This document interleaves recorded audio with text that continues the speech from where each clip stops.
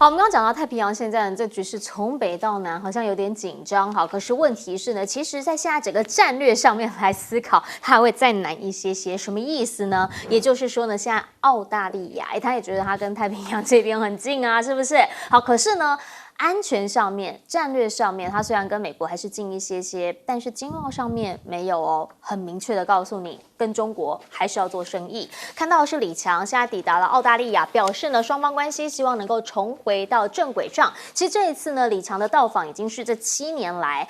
中国大陆的总理第1次的到访，因为别忘了，他们前任澳洲总理对于中方是完完全全的抗中。艾班尼斯这一回呢，已经给了他一个不同的信息。那整个政府呢，从上到下，其实要破冰到真正的回暖，已经也走了1年多的时间了。李强现在呢，还宣布要派出他们最厉害的熊猫外交，好，宣布呢，2只新熊猫要送到这一边的动物园来，延续这个熊猫外交，是旺旺跟福尼，这已经待了15年的，他们则是呢年底租约到期之后，先回家休息一下。那其实呢，除了说这种可爱的动物之外，重点当然还是在商贸了。这一次呢，基本上大家看就是大龙虾啊这些事件，而葡萄酒呢，先前在整个解放之后，现在说已经开始在深耕中国市场了，订单不断啊，甚至还说了说最近在接待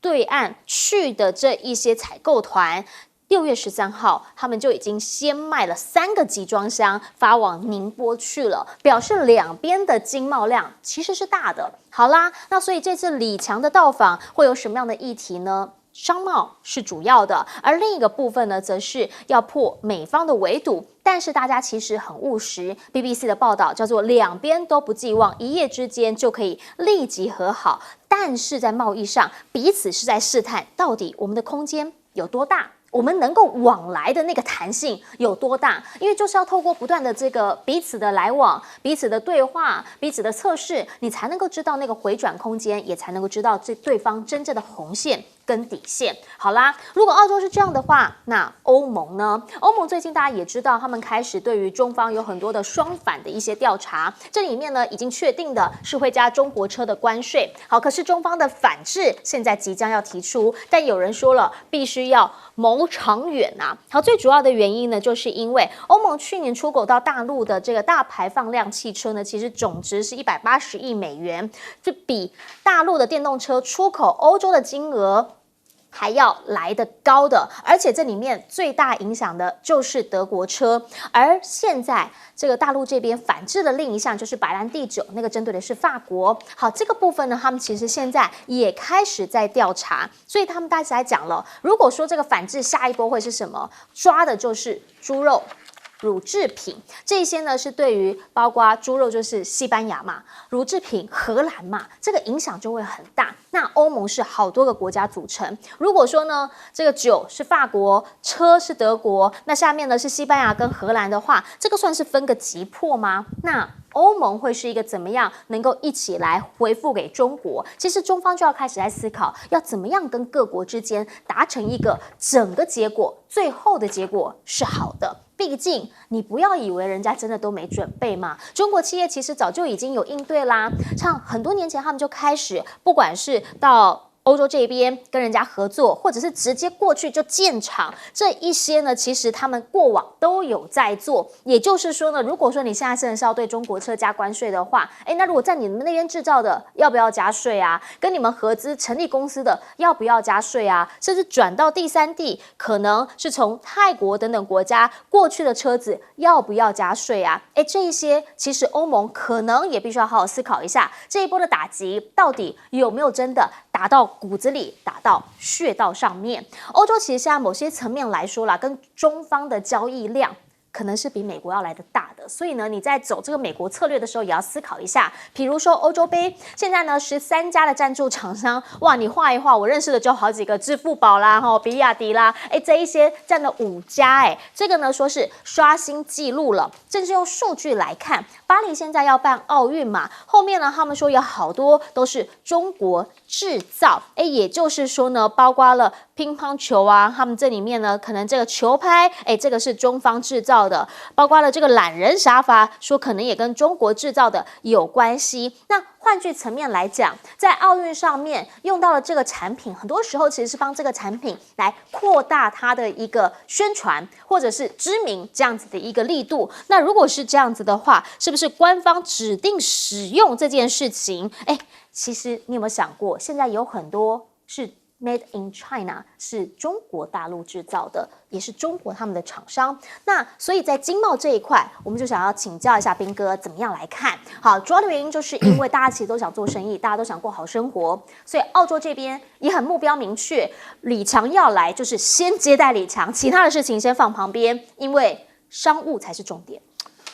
澳洲过去配合美国对中国大陆进行制裁围堵，那中国大陆也进行了反制裁，所以让澳洲蒙受了很大的商业上的损失。那所以这一届的澳洲政府就是尽量缓和它跟中国大陆之间的关系，所以中国大陆也就有善意的回应。那李强去造访，就希望能够重新开拓澳洲跟中国大陆之间的经贸往来。那我觉得一定会有进展，但这个进展呢，恐怕绝对不会像过去那么好。也就是双方大概都会比较谨慎小心，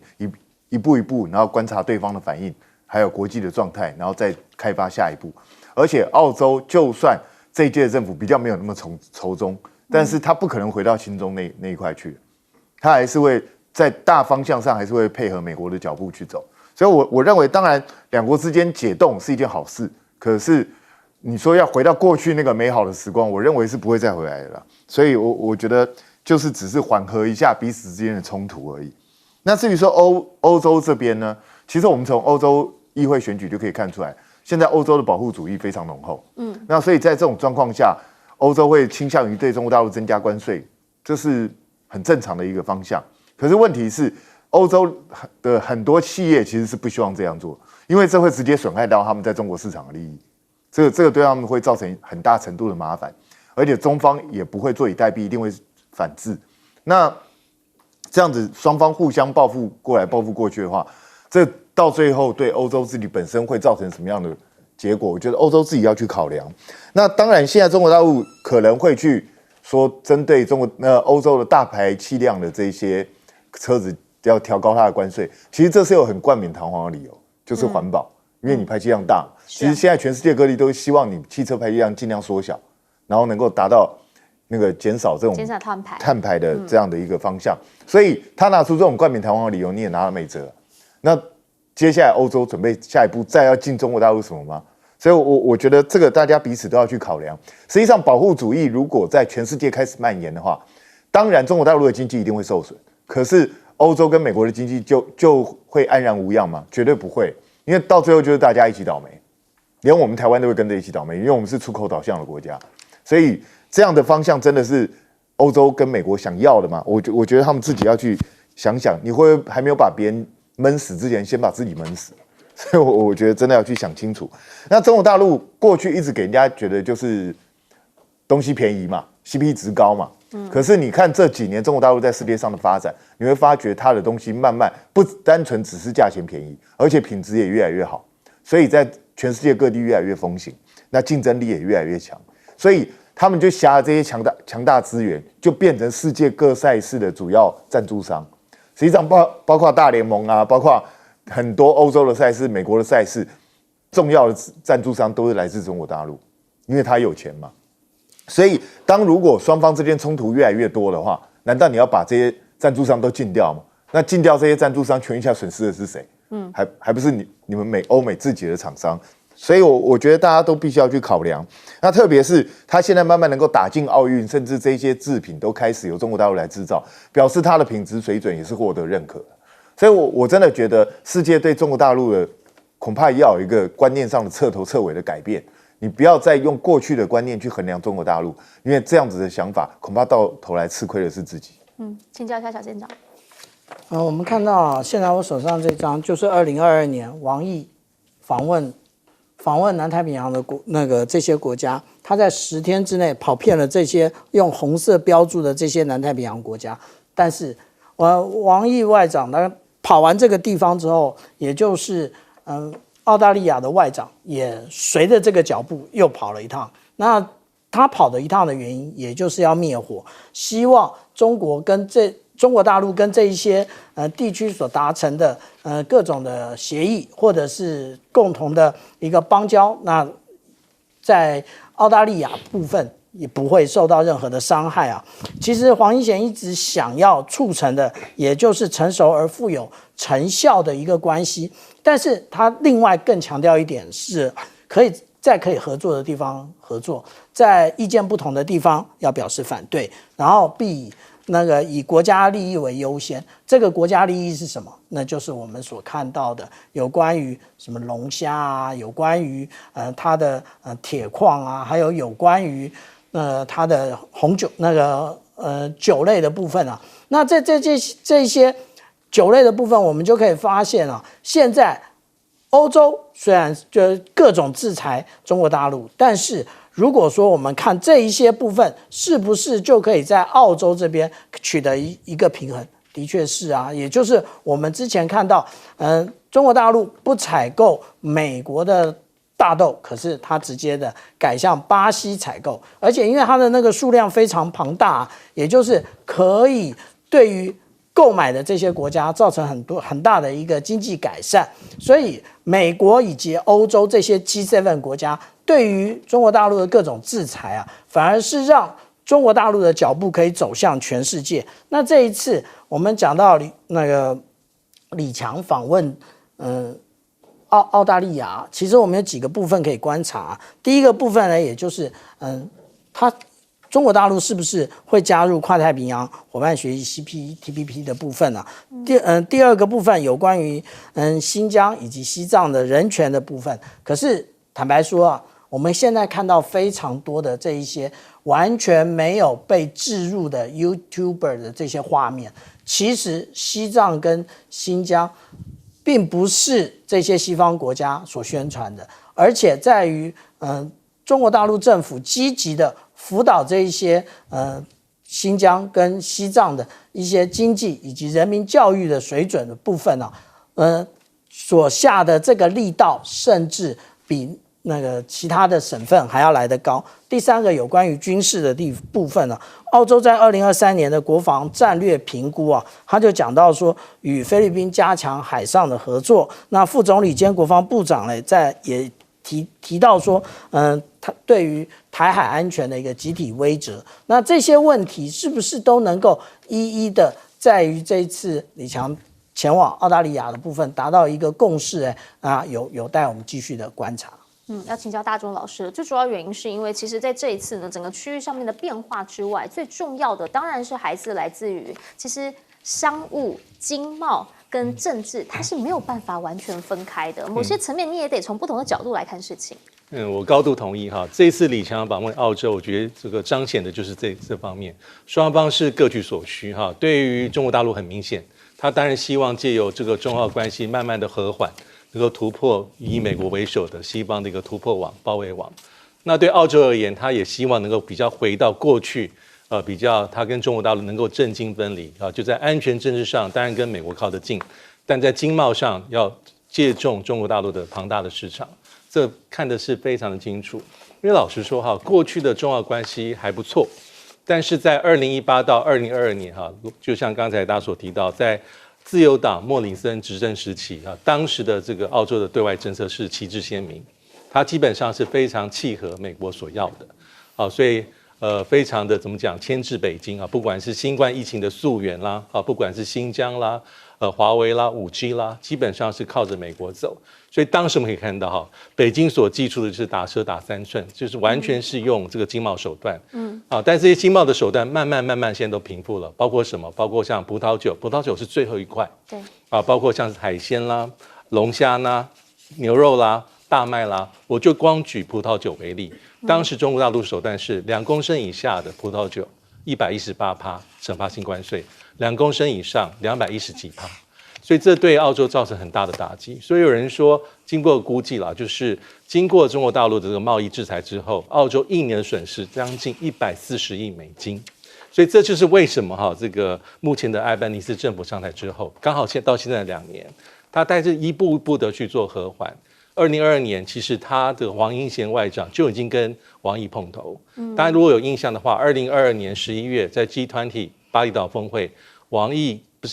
习近平跟艾班尼斯总理也碰过面。那去年其实在11月的时候，艾班尼斯也访问过中国大陆。是。那时候也是大家会说是7年以来第一位澳洲的这个总理访问中国。那现在这次李强基算是回访。那回访里面很有趣了，我觉得熊猫外交就是一个很重要的政治象征，它要做延续，它是个微笑的外交，也代表说中国大陆是所希望释出的善意。但我还蛮同意，就是目前的中澳关系慢慢平复，大概也不会好到过去那个很辉煌的时代。主要还是个美中的战略竞争。但对澳洲而言，他还是希望能够稳住中国大陆的市场，那尽可能能够让澳洲一般的老百姓做生意的，或者是中小企业能够获利，这就是他所要达到的。那这一点，北京也很清楚，北京是一拍即合。其实对北京来说，他可能就觉得说，他跟美方这边，他也是交流在民间嘛。那也许呢，某些层面上来说，他跟澳洲这边也是希望，让澳洲的人民知道说，其实我们是希望能够做生意的，我们也没有说一定要跟你对垒到什么样的程度。好，可是如果这样子的话，有没有可能就真的能够破美方围堵呢？我们等等回来继续来聊。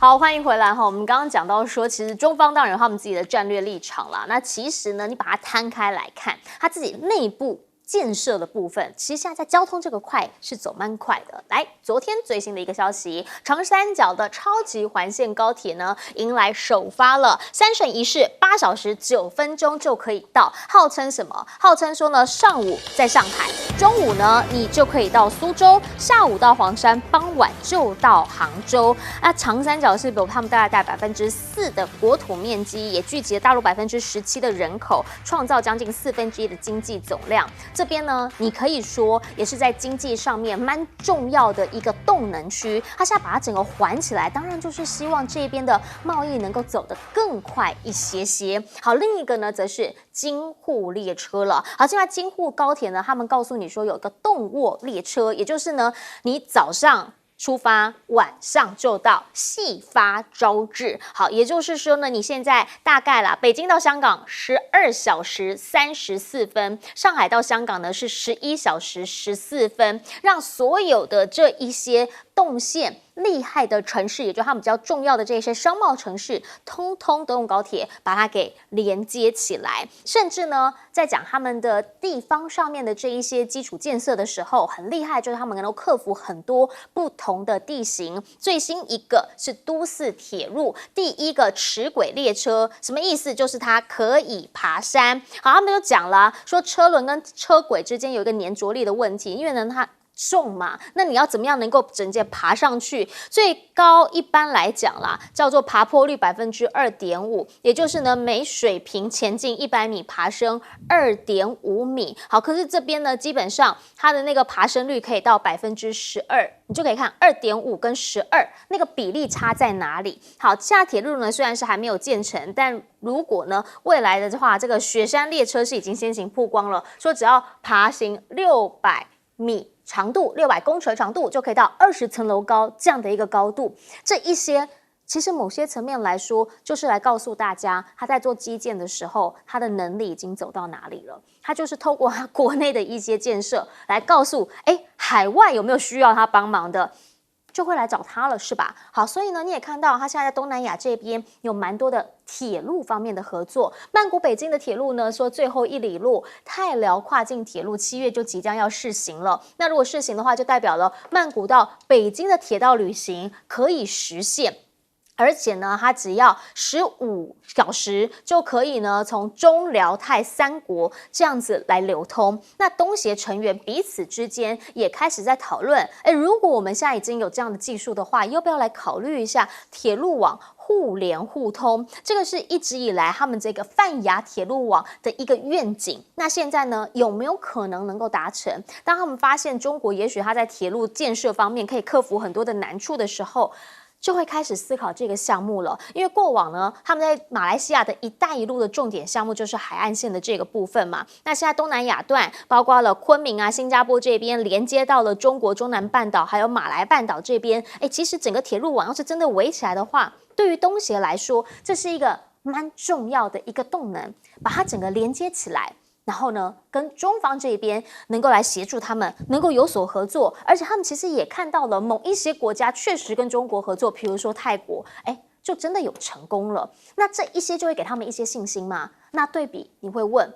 先进国家呢？好，先进国家，美国最近也在盖高铁啦，但真的是没有很顺啦，哈。但你还看到是国会议员提出的高铁项目，说呢，主要城市之间旅行时间可以少一半啊，应该要赶紧来采取措施啊。比如说芝加哥到 St. Louis 只要2个半小时等等，我们就可以缩短一半的时间。好，可问题是，佛罗里达这边盖高铁，现在有新的压力了，因为没有通过一个5000万美元的拨款请求，然后就导致呢，他们就没有办法再进行下一步。钱是一个问题，另一个部分是什么？是其实大部分的人喜欢开车啦，大家还是享受那个公路旅游。这是另一个使用习惯的问题，再要来是什么问题？再要来就是技术上面等等的问题。高铁到底什么时候能够在美国这一边能够更加的顺畅，甚至呢，高铁顺畅某一些层面上代表着物流，代表着人流，也就是你的观光客能够顺畅。美国现在开始在讨论，但他们也讲啦，钱真的是蛮大数额的，数十亿美元的预算，这个政府现在能够拿得出钱来吗？所以讲到这边，请教彬哥了，建设当然要钱啊，要钱。要技术，要国家的支持，所以呢，在很多国家他们在发展的时候，他们会先挑重点项目来做。那目前你可以看得出来，中方很明确的，他一直以来他都是强调道路是非常重要的，铁路是非常重要的。所以在这一块他们的发展，你不得不承认，人家是真的很用心在做。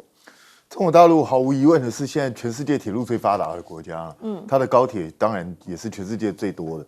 那很多人在质疑说，中国大陆用尽这么多的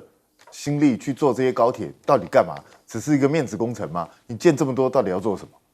那而且这些收益是绝对不可能光从运输的收益去收益回来的。那很多人就觉得，你看啊，中国大陆就是好大喜功啊，干嘛？其实你搞错，很简单，就是他看的不是单纯只是这个营运的这个收益而已，而是这个接下来这些铁路网成型之后，它会带来多巨大的商业利益跟整体社会的进步。你会把很多过去可能因为地处偏远，或是交通不便，或是其他时间太延宕的没有办法发展起来的东西，借由这个铁路网都把它发展起来。那现在在长三角这边，它就雄心勃勃，因为长三角距那个人口高度集中密集，然后就蛮适合建这种高铁路，然后高速铁路，然后现在又把它集合起来之后，就把它的整个一日生活圈变成半日生活圈，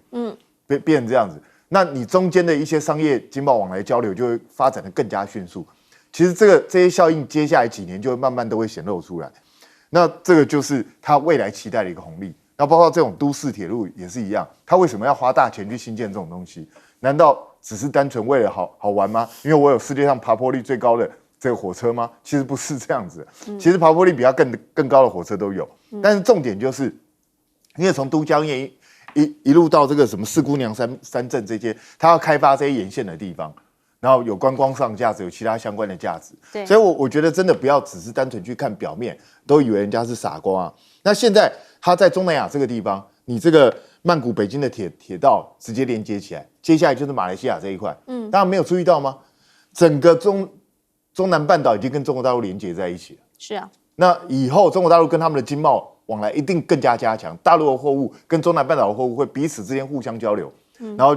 就会越来越紧密的结合，这会造成一个什么结果？造成其他外国势力要进入就变得非常困难。是，对，因为中国大陆跟他们之间的结合太深了，所以这个是有战略上的意义的东西。美国也不愿意看到这种事情发生，美国其实一直在中间阻止，一直希望这些国家都不要跟着中国大陆走，你们都不要连结在一起。可是问题是形势比人强，因为中国大陆它不仅是基建狂魔也，而且它能在很短的时间之内就把它办到，然后就直接让它连接起来，让你美国没有理由去反对这个东西。所以我觉得这才是美国目前最让人头痛的地方。他们自己的基建，他们也想建啊，可是问题他们的生活习惯本来就不是这个样，所以你要去建本身也很困难。然后在美国建这种东西的价格可能是中国的好几倍以上，那资金的排斥就会更让它无法建起来。我觉得美国应该不要去想这一块，赶快去想想别的招数，你才能够去做成基础建设。请教一下小店长。去年啊，我们的有一位就是现在还没有递补的民进党的不分区立委，用膝盖就可以想的那位不分区的立委啊，那他曾经提到说，中国大陆的高铁没有靠背，那这件事情凸显了什么？凸显了其实我们台湾对于中国大陆有多么的不了解。所以才让他可以这么讲，大家还有人真的会相信。当然，事后前总统马英九他到了中国大陆之后，他亲身的来破除这样的一个谣言啊。那其实我们现在所看到的中国大陆的各种成功啊，那其实是第12个5年规划纲要所建构而成啊。第12个5年规划纲要是从2011年到2015年，我们现在所看到的，无论是055万吨驱逐舰，或者是现在我们所看到的，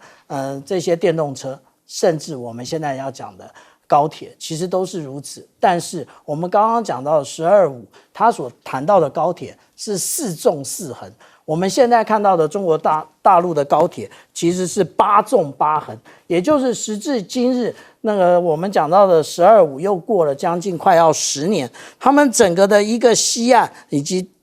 东北，甚至西藏还没有到达，新疆都已经完成高铁了。这是我们看到的高铁的部分了。那其实我们今天讲到的，有关于说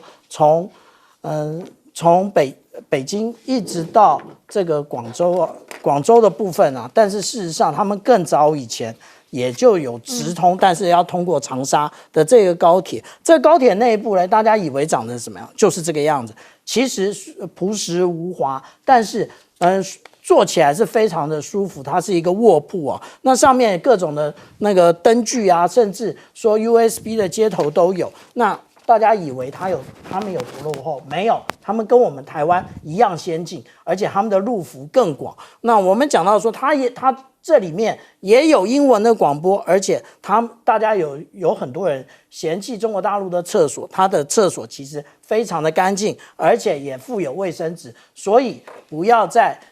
用各种谎言来重伤中国大陆。请教一下大钟老师。对，就像刚刚舰长所说哈，这个中国大陆是高铁。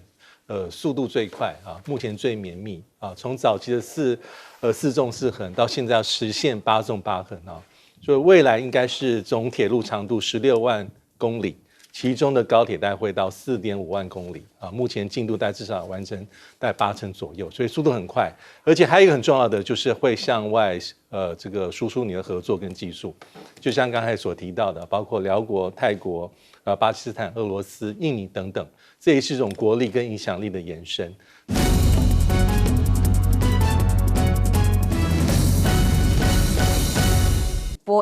波音又出事了嘛？这不是新闻，不稀奇，常常都有，就跟拜登迷路一样。但他这一次出事稀奇的地方在哪里？发生在5月25号，这是一架美国西南航空的737 MAX 的飞机。可是居然这个消息是到今天才传出来，15号这个新闻传出来，让相关的单位应该说是7号收到通知，新闻现在才出来。那相关单位呢，美国国家运输安全委员会觉得不可思议，因为呢，你现在才告诉我们有这个意外的发生，黑盒子记录早就被覆盖了。发生什么事？为什么会有所谓的荷兰滚？荷兰滚是什么？我们来看看这个画面。荷兰滚哦，这个不是内架失事的飞机，但是荷兰滚是突然就剧烈的机头跟机翼严重的剧烈的摆动。那这剧烈的摆动在1万高空上面发生的时候就很危险，很可能不稳定发生坠机啊可能性。那可能现在初步研判是不是备用电池的装备损坏所致？但当时就好险，机师的应变很好哦，顺利的安全降落了。可是这个当中发生的时候，吓坏了机上175名的旅客啊，这已经是一天到晚都发生的状况了。那所以知情人是不是就说啦，除了这一架之外，还有787梦幻科技出了什么夸张的事情？数百个螺丝扣件全部选锁错方向，就好像是我们买了这个组合家具回家，我全部锁错方向这种感觉。可是不是我们家家具，是飞机耶，民航机耶。结果波音这些尚未交付的787梦幻机上有900多个螺丝都安装不当，结果呢？波音居然证实了，他说没有错，的确有这个现象，但保证这个瑕疵问题并不影响飞行安全，所以也不会延迟预定的交付时间。他说，但是这个知情人士就认为这个呢，应该是要锁紧在另外一边。锁反了之后，他强烈质疑这个是有安全疑虑。现在他说他只会延迟交货的时间，还是要交货，没有要重锁。其实对他来讲不可思议，就是说这些安全系数不是开玩笑的。但是呢，中国厂商提供的飞机钛金属，现在连一个卖美国的《纽约时报》的报道是说，这为什么波音会有这么多状况，也是老共害的。这个概念怎么说？他说，空巴跟波音交付给航空公司的喷射机里面，有一个伪造证明文件的钛金属，这个钛金属来自于一个中国的公司，但是是冒充的。那这个是假钛，这些假钛被用在了2019到2003年所有的波音737、787跟空巴的 A220上面。所以呢，乘客机门出问题掉了不是吗？货舱门出了状况不是吗？可能都跟这个假中国钛制造有关。那甚至美国有名嘴直接跟进说，哇，这跟台湾好像，就是老共的阴谋。他就直接说，中国卖假钛给波音跟空巴，可能是超限战的一部分。超限战是什么？就是在美国也有专书在讨论，就是美国指控中国的一种军事战略，只要透过金融、贸易、网络、媒体那些手段，达到传统战争不可能达到的效果。但他是傻的吗？中国大陆还自己也有采购波音的飞机啊？难道还要波音有问题要自己买吗？这个合不合逻辑？但我觉得真的是蛮夸张的。有没有可能是真的去好好检讨自己的飞机，而不是在外面找战犯呢？还有中国制造真的会变成所谓的洪水猛兽吗？连英国都是这样哦，因为英王最近在整个仪式里头啊，在关注说查理3世即位重新设计的军队徽章啊，最近刚好有系列的活动，其中这个徽章在帽子上面这个是由英国的承包商，但是跟中国工厂合作要来制造的，结果居然就是因为这个徽章是中国制造，就担心，所以延迟了军徽更换，这次直接先不用，为什么担心中国把追踪器或者是 GPS 直接放在徽章里，那不就通通都被掌握了吗？他说，英国现在没有像中国工厂这么快又廉价的徽章制造能力，还要想尽办法找新的替代方案。英国官员的回应是说，中国徽章风险微乎其微，太小了，那窃听的电池也撑不了多久，讯号也不会太远，那只说显示中国对跟英国现在的关系是在变得清晰之后变得更怪。这官员的意思就是说，问题不在徽章，是在英中关系出现了很微妙的变化。所以当中国的汽车继续在各种围堵跟关税加码的政策上再度的超美赶日，大陆汽车品牌去年根据统计数字卖出了1340万辆，首度超越了美国，紧追日本。不管各种类型的车厂车品也都有，所以产业分析师认为，传统车商的策略导致车价居高不下，却使得消费者转向更实惠的中国替代品，这恐怕不是关税所挡得了的。亮哥，关于波音的问题已经是层出不穷到不可思议，现在这个方向，《纽约时报》居然往假的中国害的这个有关系来去发展，会不会觉得也蛮瞎的呢？亮哥，如果这个关键金属是这么重要那《纽约时报》也应该去探究一下波音怎么查这个钛是真的假的能力，或者是管制的流程这么糟糕呢？如果是这个是这么重要的关键金属你这样就被骗了。空巴也有全球两大航空公司都被中国一家公司做假金属骗了。你认为这样的新闻你听得下去啊？纽约时报那请问那个波音跟空巴对这么关键金属都没有查验过程这个简直匪夷所思嘛。那干脆一个建议给你嘛，你就不要买中国货嘛。那保证钛金属是真的，那很不幸我跟你讲另外一个钛金属的生产大国叫俄罗斯事实上波音钛金属至少超过40%，是从俄罗斯进口的。那事实上，美国制裁俄罗斯将近2万个项目，就没有包括钛金属，也没有包括那个小型的原子那个核能的铀矿啊，也没有啊。那你就不要买嘛。俄罗斯现在造假给你，那个机会不是更大？那中国跟俄罗斯的钛金属你都不要买嘛，看你到哪边买得到嘛，也不去追究一下自己内部的查验过程、管理过程到底哪里出了包。这种新闻就是非常荒唐啊！那《纽约时报》要这样自己作践自己，我也没有办法啊。那你要不要再去查一下俄罗斯的钛金属是不是真的？因为我知道波音就是跟俄罗斯买钛金属啊。我是觉得，如果关键金属你都可以查验的这么马虎啊，然后现在恍然大悟一样说啊，我们都被骗了，然后说飞机会在空中解体，那大家都不要搭啊。如果这样，那就那个《纽约时报》你再调查深一点嘛，是哪几架飞机用了这个假的钛金属嘛？那里几架飞机都停飞嘛，要告诉全世界不要飞了嘛？你怎么不继续报道？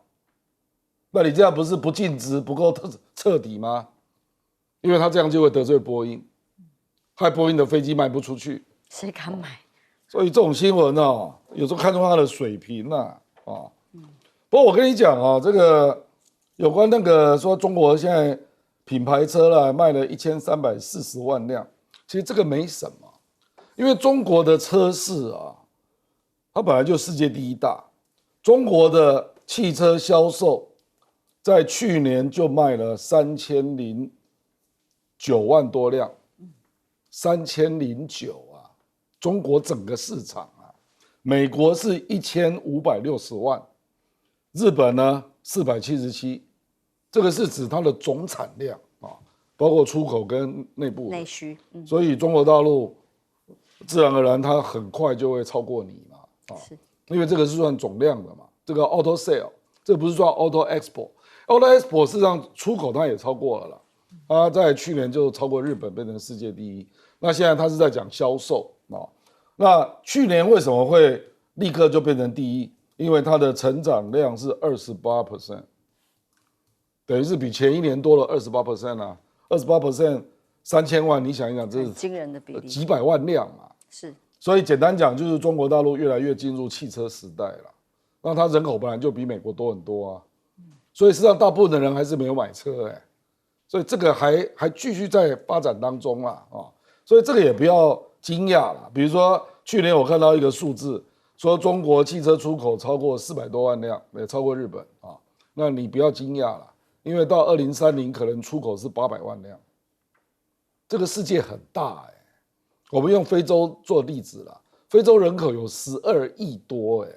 我们只要就1%是中产阶级买得起车吧，那最可能买的就是中国车啊，那1%就是1200万人。那你认为他会买什么车？中东呢？南美洲呢？东南亚呢？你只要这样去想，你就知道了嘛。所以我是觉得，美国要去阻止中国车销售，其实中国也不以为意啦，又不是只有你能买，因为汽车这个东西就是一个家庭大概要有1部车嘛，那只要到了一定的经济水平，就会开始有人购买啊。钟老师说，当美国跟中国大陆的市场要竞争的时候，原则上就是产品竞争力嘛，这是最基本的 ABC 啊。可是产品竞争力，光是波音最核心的安全问题，它可以承认说我螺丝锁反的，但是说不影响安全。然后接下来又说是假钛金害的，像这些新闻一再发生的非安疑虑，居然会没有事吗？现在这个钛金的这个问题啊，变成这个很复杂哈。为什么呢？因为也有的这个媒体有报道，就是说，这个钛金的问题，其实，倒不是说确定，倒不是说它是假钛金，是说它的那个文件有问题，文件可能是假的，就是到底这个钛金是不是符合非安的这个安全标准啊？这个是有疑虑的。然后呢，这个供应商是哪个公司呢？叫做 Sprint 啊，是士必瑞。那现在就是说士必瑞，就是说现在这个就是波音跟这个就是空巴都有跟他买，但是空巴说他们是没有问题的。那波音说他现在已经停止使用这些有问题的这些原料。那么士必瑞就是说他没有办法确认，所以这个当然有一点罗生门，就还要再调查了但是这个影响会很大，因为很多公司会参与在这个供应链过程里头。那士必瑞也供应给不少的公司，比如像士必瑞在台湾也有一家这个合作厂商，就是那个长瑞航太，那它是跟长荣合作的所以说这些东西，如果士必瑞无法去判断它这个文件的真伪，无法去判断它所购买的材料是不是符合所谓飞安的标准，那这个影响很大所以我想这个东西其实还真的是需要美国这个相关单位先做确认，到底问题是不是存在。士必瑞是美国公司，美国公司在德州的，对。然后但是因为他在其他国家也有一些合作伙伴嘛，也有一些其他的供应商嘛，所以这个其实真的要调查清楚，不能只是用一种没有根据的恐惧那它这个第一个，第二个，中国大陆这个汽车本身当然它现在的制造是非常的庞大了，而且它的制造里头很大的一个比例现在是新能源汽车，在大陆现在来讲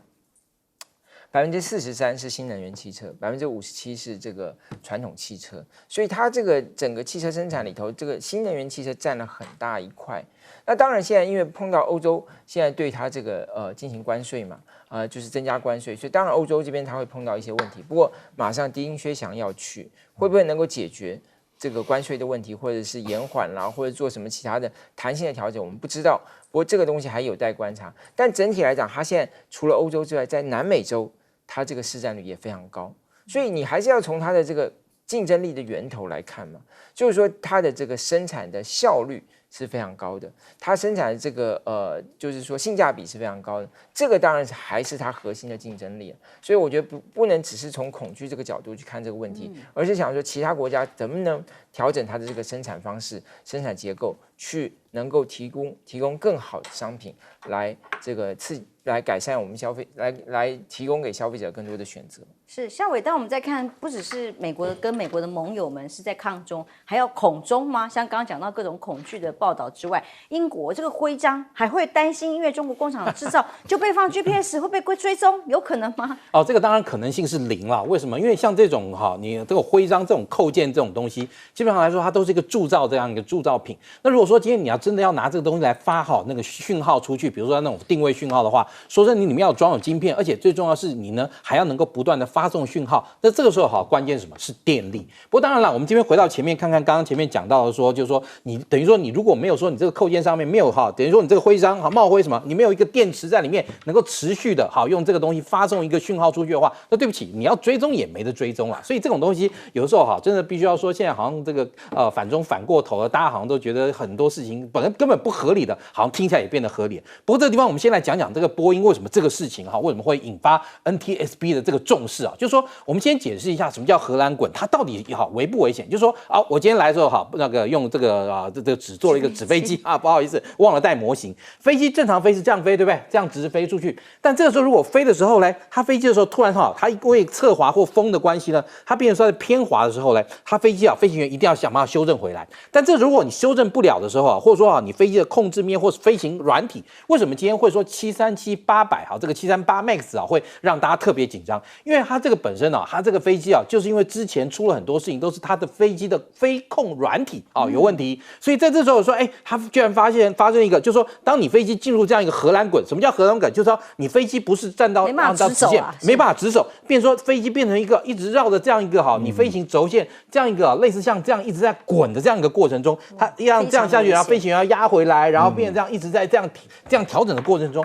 这个时候如果你飞机没弄好，变成说这个荷兰滚持续的时间太长的话，有可能在空中造成飞机的结构应力的部分受损，导致飞机在空中解体。美国就曾经发生过一架那个 KC-35的这个加油机，就是因为进入荷兰滚，然后飞机摇了大概1个多小时、2个小时，飞行员一直要修正，没有修正回来，最后飞机整个尾巴飞掉了。好，所以这个情况下，就变成说说你那个波音，你今天是不是738 MAX 哈？这个你的飞控软体是不是有什么不预期的问题？当然啦，因为当时的这个飞行员呢技术高超哈，把他那个经过这个荷兰滚的过程中，他重新进入一个修正，把飞机稳下来，飞机顺利降落，所以好飞机没有出大事。但是 NTSB 觉得哇，你今天这个飞机哈，在进入这样一个荷兰滚的这样一个状况，哎，你居然西南航空没有把这个事情及时提报给 NTSB， 因为 NTSB 一直在观察738 MAX 这个飞机复飞以后，是不是有一些继续碰到一些飞控软体的问题？因为其实像现在来讲那波音它当初就是因为这个738这个飞机它把它做得非常大，然后做成一个那个特殊的这样一个形态，然后其实因为飞机很多地方修改，所以再加上就是说，因为他之前去弄这个飞控软体，太赶着把它弄出来，没有把它弄得很完善，所以之前曾经发生过2次很严重的这个毁机的这个意外，所以这次才真的让 NTSB 非常紧张，所以让这次这个738出事就是说虽然说没有真的发生事情，但是让美国的这个所谓就是运安的这个小组特别注意到这次的事情是不是又因为是飞控软体没有处理好导致的。但黑盒子被覆盖掉了，所以也不知道真相。对，因为你这个时间它是那个现在黑盒子它比如说它可以维持一个13小时或14小时重复的录制嘛，等于说你过了大概13小时14小时，它就新的资料盖上去了。当然如果说因为看到它其实还是有办法，就是说比如说透过这个就是把这个黑盒子拿来澄清就深度读，只要是你要没有被盖过7、8次以上，是还有办法能够把它这个资料抓出来的。是夏伟还可以现场折飞机，太厉害了。但我们来看看乌克兰和平有可以办到的话，才真的是更厉害啊！在和平峰会里头变成一个骂普京大赛怎么说？因为这次参加的几个元首的这个领袖被说层级不够高，然后少了一些人，例如中国不出席，俄罗斯没有受邀，美国是副总统代表等等，很多的都在同样的在这会上批评。如果说按照俄罗斯现在所做的停火条件呢，就是要乌克兰投降一样。法国总统马克龙说，促成和平的方式绝不是乌克兰投降。意大利说，普京提和谈只是在宣传，为了转嫁冲突责任。苏纳克说，普京对真正的和平毫无兴趣。那冯兰当然更硬，现在结束冲突只会助长未来的侵略战争。那泽连斯基强调，我们一定会一起向俄国提出和平方案。这次峰会创造历史，世界从今天开始迈向和平。这句话讲起来很沉重，真的可以有办法从今天开始迈向和平吗？那美国由副总统会请力代表参加，他宣布要援乌15亿美元，满足乌克兰的人道需求，要继续让俄罗斯付出代价。我们和平峰会还没有看到和平的契机，泽伦斯基当然充满了希望。那为什么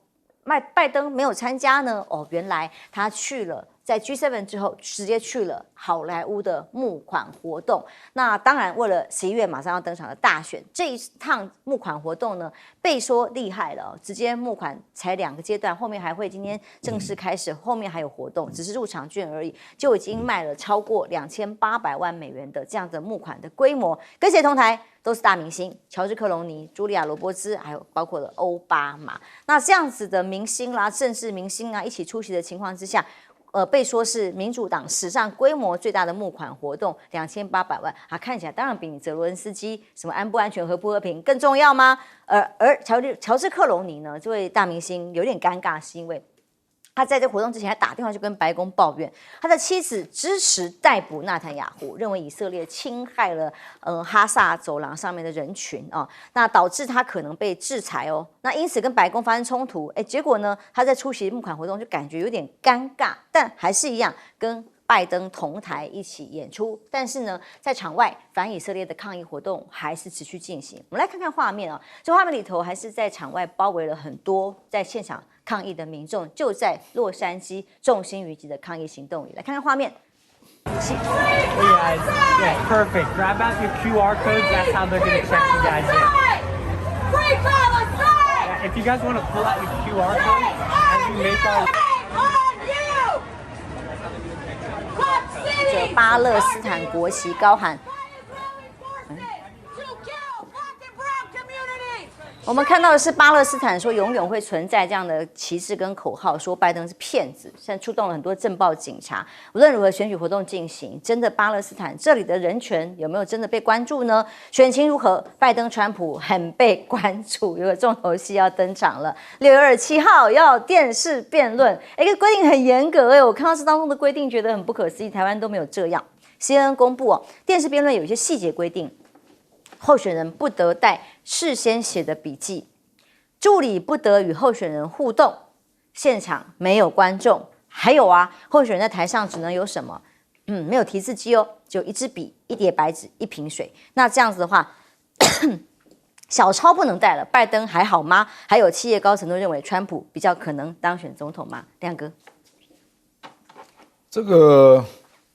像普京也针对这个和平峰会就抛出一个和平协议了，那当然就是被乌克兰拒绝了。他直接讲就是现状停火，那就不是只有停火。他认为乌克兰这一种不叫做真正的和平只是希望能够这个对现状的冻结。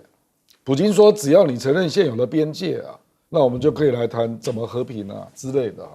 也要他承诺不加入北约中立化等等那他后面还讲一句话啦，如果你不同意那接下来进一步的流血战争，那恐怕就是大家都要负责任事实上，在 G7 事实上在这之前还开了一个会那决定要用俄罗斯的资产。不是欧洲那个清算银行那个将近3000亿美元欧元然后要用它来当担保嘛，然后要在年底推出一个500亿美元的乌克兰的贷款，然后透过这个俄罗斯的资产来孳息来还大概10几年这样我认为这个事情就会造成俄乌战争的激化是俄罗斯已经喊话了他说你如果真的这样干我立即没收欧洲国家在俄罗斯的投资那他说那个金额超过3000亿美元，看谁亏得大，看谁狠那亏最大就德国了，这非常清楚了所以我觉得真的是一团乱就你可以看到你那个瑞士的和平峰会，然后当事国俄罗斯不能参加，那也因为这样，所以中国也不想参加。和平不可能是单方在那边造势的啦，这个比较像是挺乌造势大会啦，这个哪里是和平峰会呢？对不对那这个当然就会造成就是双方决定再僵持，再继续打下去嘛而且我认为可能就即将开始，就是会打得更激烈那我不知道乌克兰是有什么样的底气啦那就只能够让这个战局就继续发展下去了因为目前没有任何国家啦，尤其是西方的国家提出任何有意义的方案没有只是喊话而已喊话也没有用因为事实上俄罗斯是实质占领，而且普京在记者会不小心泄露一个讯息，他说目前在乌克兰的俄罗斯部队高达70万人，这相当惊人大概在1年多前大概只有50万人，现在已经70万人那我不知道乌克兰怎么会有这么大的一个兵力来做这样的事所以我是觉得这个拜登这个就他可能要上天保佑了，让乌克兰可以撑到11月了。对我会不会就只是说而已？他们美国选情我跟你讲并不想要战争乌克兰的500亿美元那个贷款是年底才给乌克兰会不会在年底之前就输了？希望你给我打到年底才有这个钱。我不知道，反正我们看到了就是兵力上、军备上的严重的不对称嘛。那我不知道他这样坚持那其他国家能够给他什么了比如说法国就在那边吹牛说我要给你幻象2000要协助培训可是校委很清楚嘛，一个幻象的飞行员要训练到能够作战要需要多少时间？所以还要打多久？怎么会来得及呢？是所以我说都是开这种支票啦，所以我真的对这个持续发展下去我认为对乌克兰并不是乐观的啦。很难乐观，可能只有泽伦斯基自己可以这么乐观。休息一下，马上回来。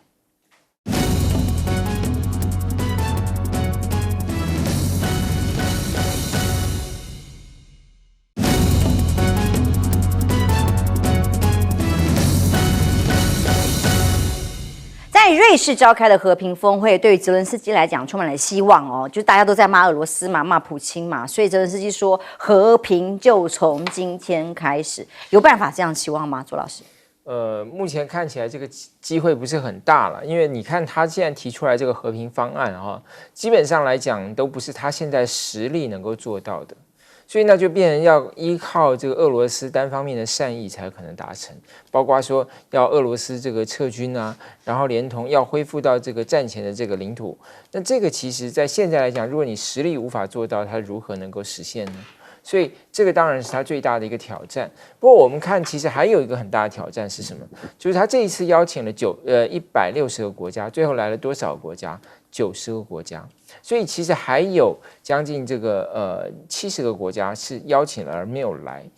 当然这个也包含了中国大陆，但不只是中国大陆哈。其实因为最近泽伦斯基才去了香格里拉会谈，所以呢你可以看到就是说到底东南亚有多少国家去，这个也是一个很好的观察指标哈。那在这个东南亚国家里头，现在确定去的是4个国家：菲律宾、新加坡、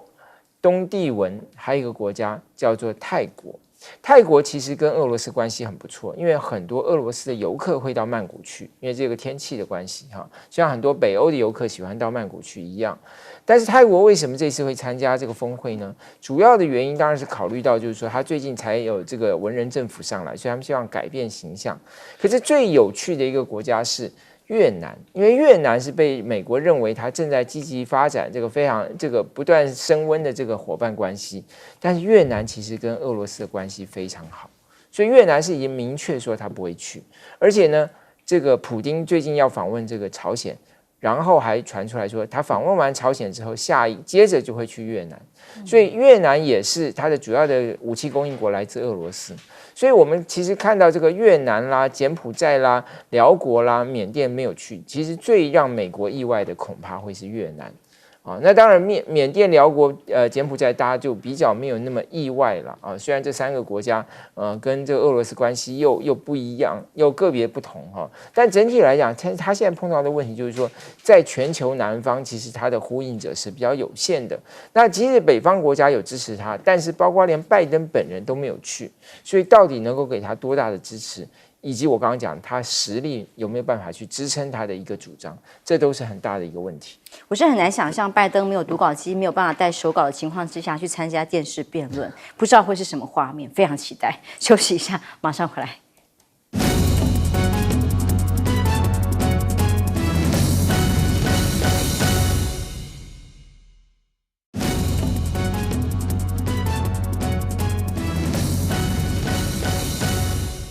美国大选辩论会马上就要登场，而且电视辩论会特别不准带手抄任何资料，也没有读稿机，也没有助理耶，这样拜登还好吗？哇，真的，因为如果说今天是拜登拜老爷爷要上去这样的方式，跟这个口若悬河般的这个川普啊，这个表演狂川普要能够来这个辩论的话，我觉得这反而非常精彩可期啊！为什么？期待，真的不只是精彩可期，因为最近我们看到拜登老爷爷就拜登总统，他真的在好几个这样一个公开场合，让大家对他的这个现在这个等于算是他这个智慧状况，或者他整个情况有所怀疑。我们看到不仅仅是之前在空军官校的毕业典礼，然后呢，最近的6月6号，好，在这个诺曼底登陆的这个